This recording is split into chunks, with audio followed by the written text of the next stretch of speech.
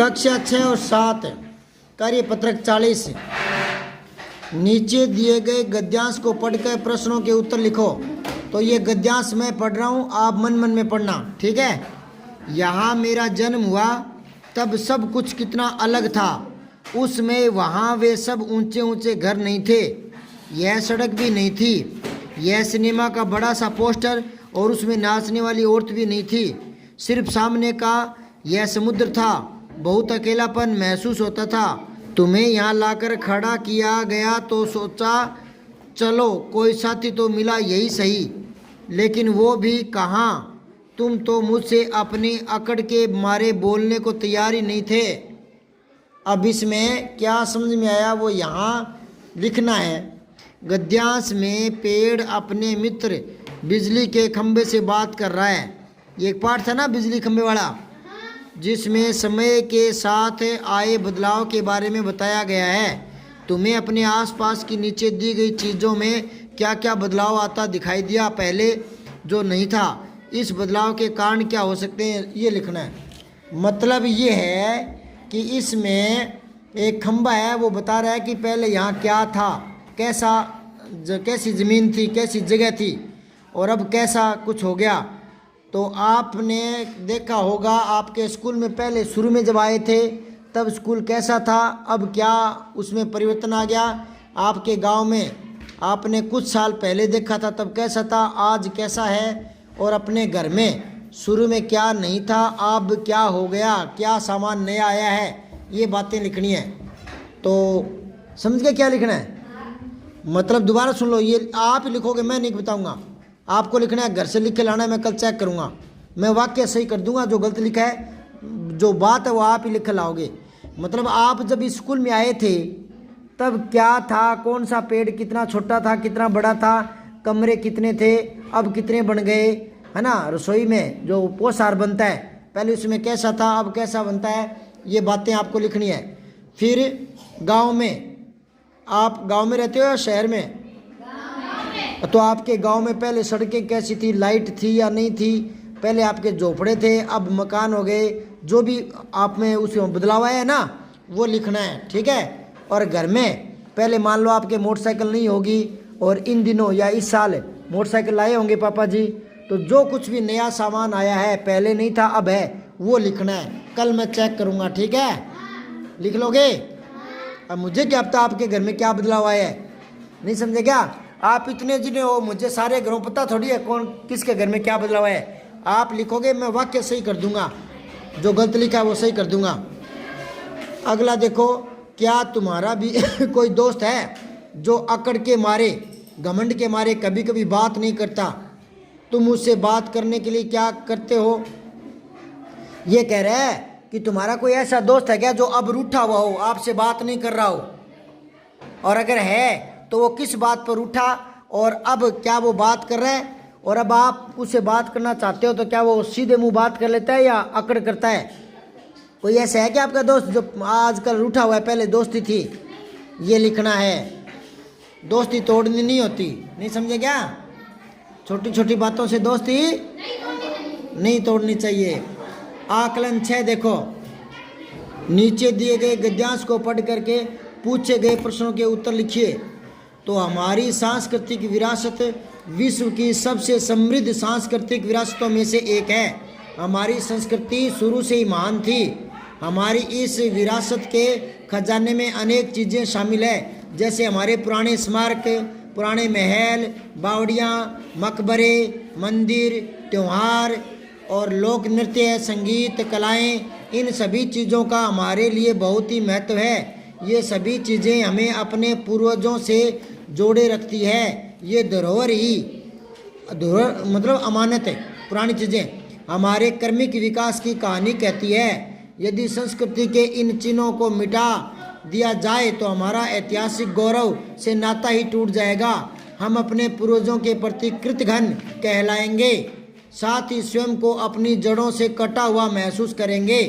अतः हम सबका दायित्व है कि हम अपनी सांस्कृतिक विरासत को बचाए रखें। इसमें क्या बात कही गई है, ये बात कही गई है कि जो हमारे पुराने महल है, बावड़ियाँ हैं, जो भी हमारी संस्कृति की चीज़ें हैं, मंदिर है, तो वो हमें हमारे पुराने इतिहास से जोड़े रखती है। अगर वो सारे नष्ट भ्रष्ट हो जाएंगे तो हम अपनी पुरानी दादे परदादाओं की संस्कृति के साथ जुड़ नहीं पाएंगे, भूल जाएंगे उन चीज़ों को, ना ही तो उनसे प्रेरणा ले पाएंगे, ना ही आगे बढ़ने के लिए वहाँ से कोई मदद मिलेगी।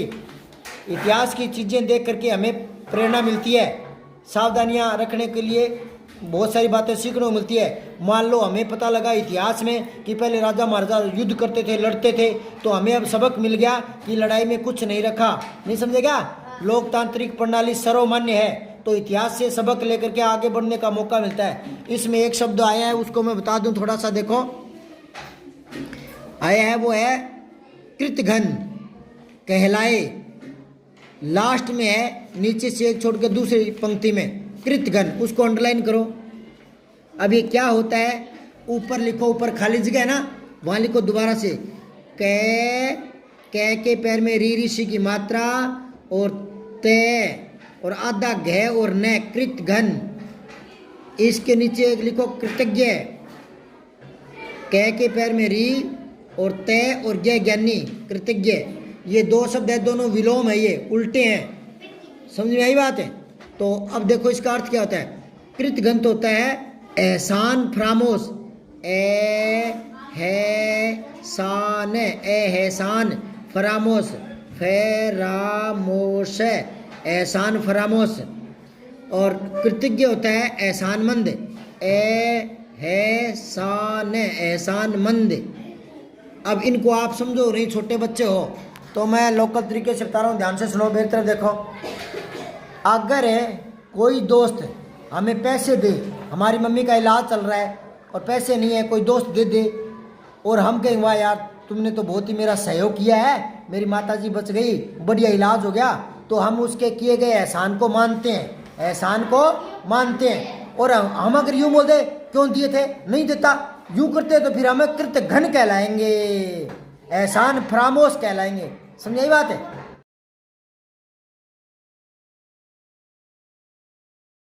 अगर आपको कोई दोस्त पेन पेंसिल देता है तो आपको थैंक यू बोलना चाहिए, आप धन्यवाद बोलते हो तो फिर आप कृतज्ञ हो। और उसने आपकी सहायता की, पेंसिल दी, पेन दिया, और आप कहते हो क्यों दिया, मत देता, अकड़ कर रहे हो, तो फिर आप कृतज्ञ नहीं हो, कृतघ्न हो, एहसान फरामोश हो। ठीक है, अब आगे देखो। तो पहला प्रश्न है, हमारा ऐतिहासिक गौरव है, क्या है, सांस्कृतिक धरोहर। समझिए क्या, पहले में गुड लगा लो। हमारी सांस्कृतिक विरासत है विश्व की सबसे समृद्ध है। सांस्कृतिक विरासत हमें जोड़े रखती है पूर्वजों से। दूसरा, चौथा देखो, सांस्कृतिक शब्द किससे बना है, संस्कृति प्लस में इक, दूसरा इक प्रत्यय है और संस्कृति मूल शब्द है। खांसी हो गई, सर्दी लगी। हमारी सांस्कृतिक विरासत में कौन कौन सी चीज़ें समाहित है, संस्कृति में, हाँ ये ऊपर लिखा है ना, स्मारक, महल, बावड़ियाँ, मकबरे, मंदिर, त्योहार, ये सारी चीज़ें यहाँ लिखनी है। लिख लोगे, अंडरलाइन कर लो, बाद में उतार लेना घर पर। और फिर प्रश्न 6 देखो, सांस्कृतिक विरासत हमारे लिए महत्वपूर्ण कैसे है। वो महत्वपूर्ण क्यों है, क्योंकि वो हमें हमारी पुरानी परंपराओं से जोड़े रखती है। लिख लो, हमें हमारी पुरानी पैराओं से जोड़े रखती है, जोड़े रखती है। ठीक है। सातवां है, हमारे क्रमिक विकास को कौन बयां करता है। बयां करना मतलब बयान करना, वर्णन करना। यहाँ ये शब्द गलत है, क्रमिक नहीं होता, क्रमिक होता है, रे आता है यहाँ। क्या आता है बेटा, ये गलत छप गया, इसको सही करो। ये री ऋषि की मात्रा ना, इसको रे में बदलो, रे, पैर में रे। ठीक है ना, समझ में आई कि नहीं आई बात है। ये ऊपर पैराग्राफ में पढ़ा ना, बीच में से क्रमिक विकास है, तो यहाँ इसने री ऋषि लगा दी मात्रा, इसको सही कर लो। तो कौन बयां करता है बताओ।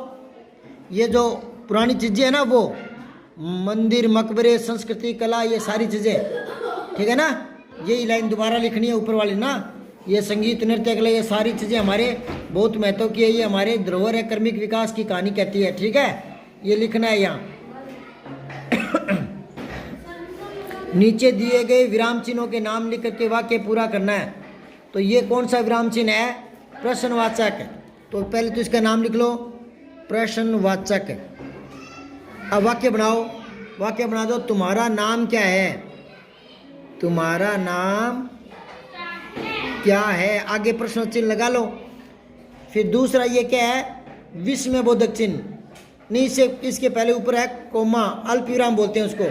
तो लिखो, मैं बोल रहा हूँ अल्प, ए आधा ले और पे अल्प विराम, ठीक है, अल्प विराम। तो वाक्य बनाओ कोई। अरे मोहन तुम नई गाड़ी, इसमें भी आ जाएगा, लेकिन इसको ऐसे करो, सिंपल तरीके से लिखो, राम अल्प विराम, मोहन अल्प विराम, सोहन तथा पंकज खेत जा रहे हैं। ठीक है, ये हो गया। अब ये विस्मय बोधक चिन्ह है, इसको संबोधन चिन्ह भी बोलते हैं। तो लिखो, विस्मय, छोटी वी आधा से और मैं, ये विस्मय बोधक, बोधक है, विस्मय बोधक शब्द, विस्मय बोधक चिन्ह है ये। ठीक है, अब इसको कैसे करोगे? वाक्य लिखो कोई। अरे आगे लगाओ, ये क्या हो गया? ये क्या हो गया? यहां भी आएगा, दो जगह आएगा ये। अब है इनके बारे में लिखो, अध्यापक और कुम्हार। अध्यापक कौन होते हैं बेटा?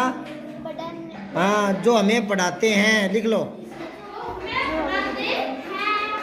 जो हमें पढ़ाते हैं। कुम्हार कौन होता है?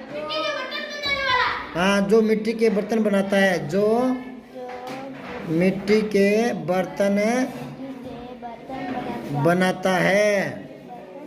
अब है नीचे लिखे गए शब्दों के दो दो अर्थ लिखने हैं और वाक्य में प्रयोग भी करना है। आम के दो अर्थ लिखो। एक तो लिखो अम्र, आ मैं के पैर मेरे, अम्र। एक लिखो सामान्य, सामान्य। ठीक है, अब दो वाक्य बना लो। लिखो, मुझे आम पसंद है, मुझे आम पसंद है। अच्छा, दूसरा अम्र नहीं, आम का लिखना है। जो शब्द होता है ना, उसी का वाक्य प्रयोग करना होता है। ये तो अर्थ बताए हमने। फिर है एक और लिखो जिसमें सामान्य अर्थ हो। अरे आम आदमी है, अर्थ का थोड़ी वाक्य प्रयोग करना है। जो अर्थ बताए उसका वाक्य प्रयोग नहीं करना, उस शब्द का ही करना है। हाँ, वह आम आदमी है, वह आम आदमी है।